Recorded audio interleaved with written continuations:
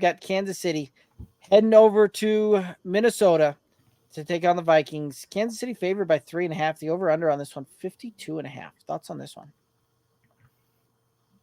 There are only a couple dream matchups that a passing offense could desire to cure the woes of a slow start. The Minnesota Vikings are one of them. So I'm taking Kansas City to cover this.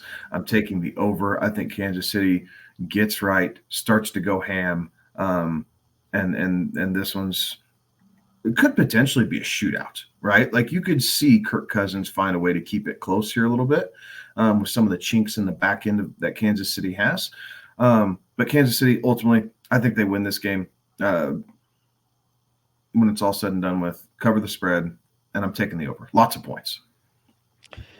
Yeah, this is a Kansas City team that has gotten a much slower start than what we've seen in the past with them, right? Like usually we're seeing lines where it's, we're having to try and debate on whether or not they're going to win by double-digit points instead of just, are they able to sneak out a 3.5-point victory against a 1-3 team that, quite frankly, hasn't looked good throughout the season on that one as a complete football team. But I do think Kansas City wins this one. I do think we see the under on this one.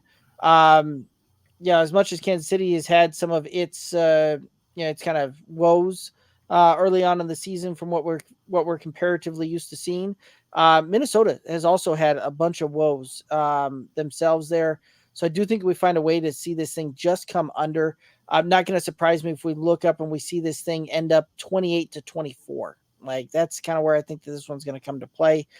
So just barely on the under. The hook puts me under. One of the receiving props I liked on this one was Justin Jefferson to go under 104.5 receiving yards. That's just a very, very big number to get to. And I think that he gets just under that.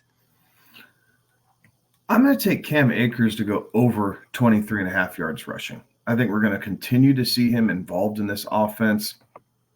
Adds a little bit more speed to the backfield than what Alexander Madison has. And we started to see him get involved last week. And I think we can continue to see him involved where this truly becomes a timeshare.